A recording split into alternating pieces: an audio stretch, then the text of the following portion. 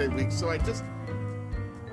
Hey dolls, it's me, Wilma Fingerdoo, with the Fingerdoo review of Drag Race España Season 2, Episode 2. And before we get started, well, I've got some tipper dues to thank, of course I do.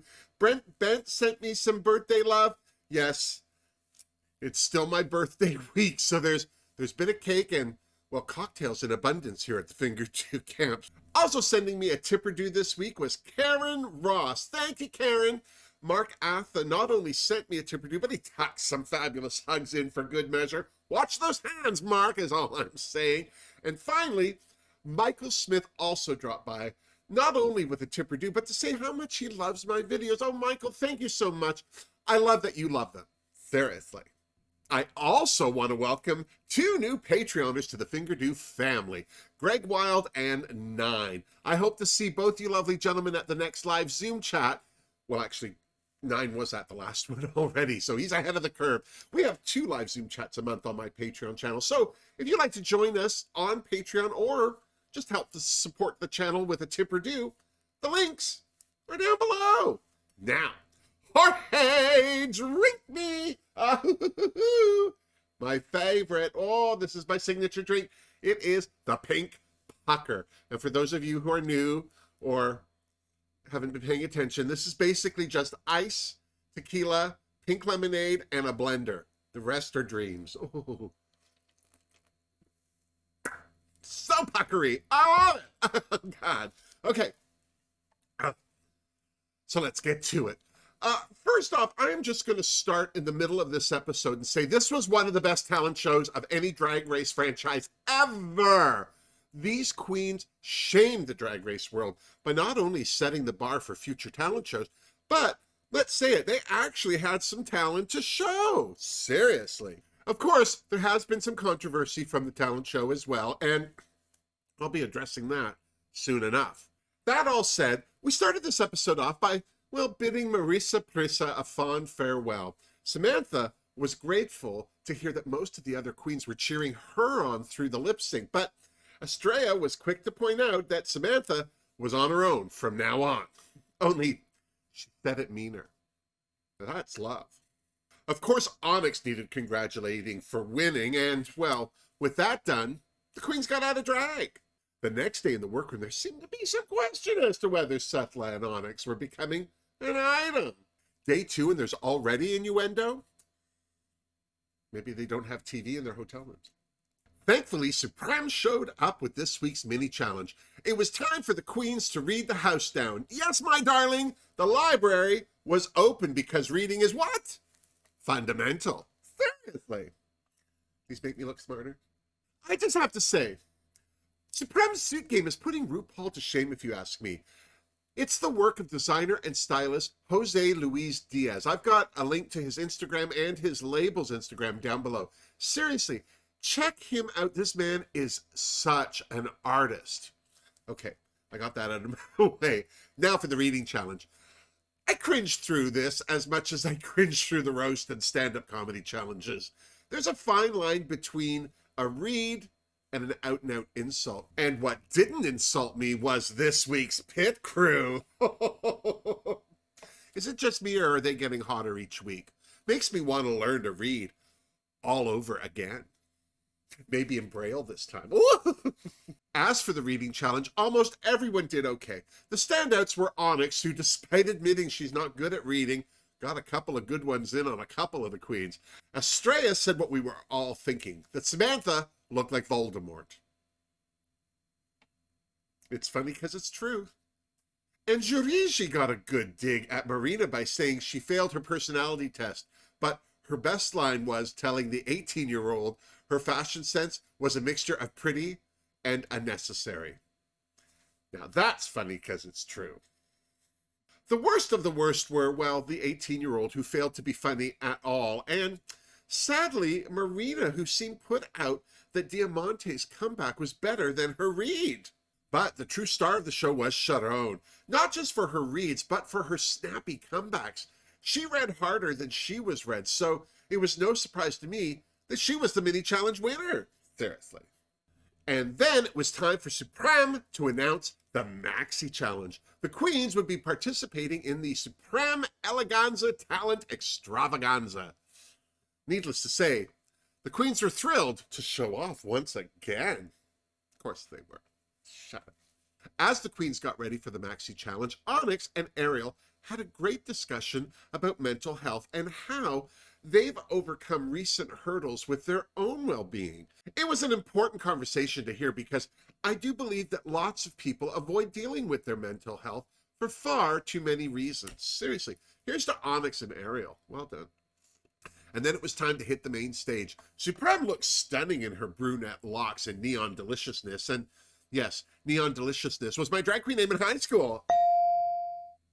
Las Javier's both looked cuter than usual. Anna Locking was her usual effervescent self. And joining the judges this week was international music sensation La Zoe. Before we got to the talent extravaganza, Supreme brought out some special guests who would be making up the audience for the show. It was the cast of Drag Race España Season 1. It was good to see them all again. Okay, well, most of them. Now, I've already said this was one of the better talent shows on Drag Race, mostly because there were so many standouts. I'd like to give a shout out to the pit crew as well. They danced backup for almost every queen. I think there were 3 queens that didn't need backup dancers. And those pit crew members had to learn each dance routine perfectly. Now that's talent. Juriji's live performance of L'amour est un oiseau rebelle from Carmen was amazing. And she sang that live. Well, I gagged. Benedita Von Dash did a stunning burlesque-style striptease to the Flamenco King's Fandango that was fabulous. Marina danced beautifully, I may add, with the pit crew. First the tango, then the rumba, and then lip-synced to her own lyrics using music from the weekend's Earned It. I thought it was one of the best performances of the night. Seriously. Diamante performed an original song with the pit crew and did a death drop off the platform next to the judges' table, which was a fabulous high-energy performance, to say the least. I'm still not sure what I was watching where Estrella was concerned, but her lip-syncing to her own comedy track about shopping and eating and hating veggies as she revealed her hamburger bra and its many, many layers, to her ultimate finale of squirting mustard and ketchup from her boobs, was so odd that, well, I couldn't look away. Neither could the judges. They just ate it up, pun intended. Now we're into acts that were okay, but if I was taking a pee break and missed it, I wouldn't be mad at it. First off, Drag Sethless. She started strong with her costume transforming, well, into a transformer, but as far as the rest of the performance, her choreo with the pit crew was good, but it's not new. Something else I can live without is these queens jumping off of things into the splits. I've seen it before, but from the reaction of the judges, it looked like they never have. Bless. I would also like to point out that Drag Sethless is 30 years old. I know she looks 12, but she's not, and she's getting into her not as bendy as I used to be years. So I, for one, was impressed. You know, that she survived. Hota Cara Hota did an original song which didn't suck as much as her keyboard playing did. I felt that she'd learned to play those 2 pieces just for this number. But if you asked her for an encore, you'd be SOL. And she might slap you. Just saying. Onyx's performance to her own song and the birth of her monster baby was unique, but didn't really go anywhere. Still, it was one cute monster baby. And yes, Monster Baby was the name of my Fringe play. Ariel Rec performed an original song, which I didn't hate, but to be honest, it was the participation of the pit crew that put this number over the top for me. But that all said, I still want to point out, none of these acts were terrible. The act that was terrible was Samantha Ballantyne's. Bless her bald head. She painted a portrait on stage wearing a short painter's smock that featured her unadorned legs and white panties. Again. I mean, the sad thing about this is that Manila Luzon did a similar thing on All Stars 4 that was way better. Mostly because she not only actually painted an abstract piece, but when she turned it upside down, it was a floral arrangement. And then she quick changed her painter's smock into a dress. Samantha, on the other hand, painted a cartoon penis in glue and then threw glitter at it. She also had a quick change, but that was just her removing her wig. Again. And then she tried to eat a banana. The whole thing felt like she came up with it minutes before performing. Who is she? Bag of chips? For me, the best performance of the evening was also the most controversial. It was Sharon. She sang Summertime from Porgy and Bess live, and right away I died. Her voice was so stunningly beautiful. My biggest problem with her act, though, was that puppet. I found it distracting and unnecessary. I mean, I realized right away that the puppet was Louis Armstrong. That's when I realized that Sharon was also doing a vocal impression of Ella Fitzgerald. Now, personally, as good as her voice was, I didn't think she sounded very much like Ella Fitzgerald, but still, that's what she was doing, and that's when I started to see the problem. She was impersonating two African-American performers doing a song from an African-American musical. There's been a lot of backlash on social media, especially North American social media, about Sharon's performance. I can absolutely see the argument, but as a white person, I don't think I'm the right person to voice an opinion about the number or how it was executed. I understand that Sharon wanted to demonstrate the range her voice has by doing a duet. I just wish that she had chosen another number and, well, not used that damn puppet. Or any puppet. Not everyone loves puppets. Seriously. And then it was time for the runway. Category is Day of the Beasts. Well, the 18-year-old was first, and her intergalactic cross-dresser was beautiful. So I gave her a Fingerdoo. Joriji's beast was a lovesick woman. Glean from that what you will. Although I didn't see a beast there, I thought this beautiful runway was deserving of a Fingerdoo. It was. Ariel Rex blue bunny transforming into a deformed sea creature was giving me Charity Case vibes, so I had to give her a Fingerdoo. I have to believe that what the queens were told to bring and what they actually called this runway were two completely different things. There was nothing beast-like about Samantha's self-inflicted plastic surgery. To be fair, there was nothing original about it either. Plus, I feel like we've seen this lack of costume where her bottom half is concerned far too much this season. And we're only on episode 2. So I had to give her a Fingerdoo. Benedita Von Dash's mummy was good, but I will admit I'm glad she told us that's what it was off the top, because as beautiful as that face cage was, it certainly didn't look like it came from ancient Egypt. But once she got rid of it, I thought her makeup was better than the outfit itself. That fringed hem with the covered boots was giving me memories of the Sonny and Cher show before the divorce. Still, I gave Benedita a Fingerdoo. And then Onyx took the stage. Well, if she was going to introduce her alien tendencies to the judges, this was the way to do it. This costume almost made Sethla's Transformer car blasé. I said almost. This whole look was jaw-dropping. The costume was amazing. It was so big and elaborate, she almost didn't get it through the stage entrance. And then the makeup. This was so amazing that I took back everyone else's Fingerdoo and gave them to Onyx. Seriously, how do these queens even feel good about themselves when they're getting ready backstage next to that? Seriously. Marina's runway had nothing to do with monsters at first. It was all about a woman who lost her lover in a fire, which she displayed beautifully with a two-sided costume. There were even 2 pairs of shoes. And then, as she's leaving the runway, Marina lights a cigarette, implying that she started the fire. Well, who's the monster now? Hell, with that much backstory, I had to give her a Fingerdoo. Seriously. Drag Sethla was next in a stunning headpiece of a white wolf. The whole thing was rhinestone for the gods, with Sethla's face peering out of the mouth. It was stunning from the neck up, but I don't know, the front of that costume was so cheap and simple that I thought it was a cover-up and that there would be a better outfit underneath. Well, there wasn't. Still, from the neck up, this was a Fingerdoo. Just don't look down is all.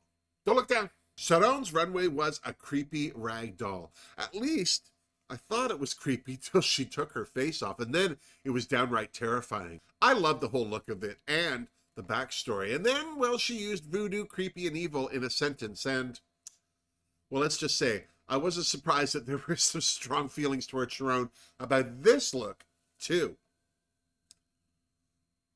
It's a hard night for Sharon. She can't win or lose. And just, Estrella Extravaganza's Queen of Mirrors via Divine and Female Trouble, Pretty Penny, was gorgeous. And points for yanking out her own tongue and eating her own eye. I thought they were at least deserving of a Fingerdoo.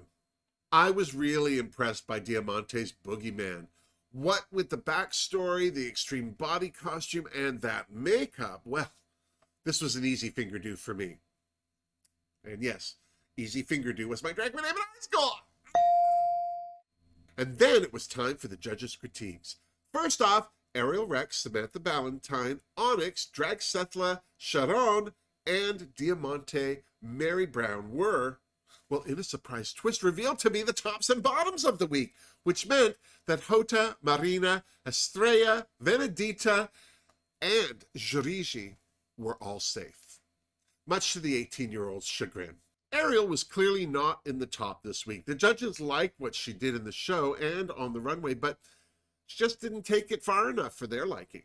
Samantha was next and seemed to be hiding behind the best part of her runway look, the skin off her face. It was clear by how disappointed Les Javier were that Samantha was in the bottom again. They kept throwing Samantha's reputation up in her face. I felt like Samantha was getting tired of that too, because all of a sudden she was Russell Crowe in Gladiator. Did I not make you laugh? The judges couldn't hide how great they thought Onyx was, but they also couldn't deny that her performance piece didn't really go anywhere. I guess they don't like kids. Drag Setla was another one whom the judges loved. They loved her from the Transformer jump splits to the bejeweled wolf head runway, even with that cheap skirt. What? She made me think there was going to be more. Up next was Sharon. Tall Javier agreed with me. Sharon didn't need the puppet. Her voice alone was more than enough. Anna Locking was impressed with Sharon's runway and pointed out that you don't need to spend a lot of money to create a fabulous look. So she thinks that the runway was cheap? I don't know if it looked cheap, but I will say this. It was Sharon's makeup that really sold that look. Seriously. Diamante was clearly a top queen this week. Anna Locking couldn't say enough about her runway, and LaZoe was particularly impressed by her performance in the talent show. The lyrics, the look, the death drop from hell. If Diamante keeps this up, she might actually end up touring with LaZoe. And yes, the death drop from hell was my drag queen name in high school. Back in the workroom, there were a lot of bruised egos. The 18-year-old, for instance, thought she had the best costume. Of course she did. But whether they were in the top or the bottom, all the queens agreed that that talent show would go down in RuPaul Herstory as one of the best. Seriously, here's to all of them. Well done. Back on the main stage, it was revealed that this week's winner was Sharon. I thought Diamante was going to take it, but I'm sure she was a runner-up. She better have been anyway. Landing in the bottom two this week were Ariel and Samantha. I'm just going to say, I did not enjoy this lip sync. True, Ariel was giving us a basic bar performance, but at least she was giving us something. I felt like Samantha was grasping at straws with all of her antics. Plus, she took her wig off again. That's the third time she's had it off in 2 episodes. But because of the wig thing, I gave this lip sync to Ariel. Supreme did not. Looks like Samantha's reputation saved her again. And poor little ageist, do you remember what she said to Sharon that first day about her being old? I'm just going to say, Ariel Rec sashayed away. I'm going to call that karma. Just going to say, don't pick on the old people. So, what do you think? Did the right queen go home? Were the right queens in the bottom? Who do you think had the best talent show performance? Who would you have sent home?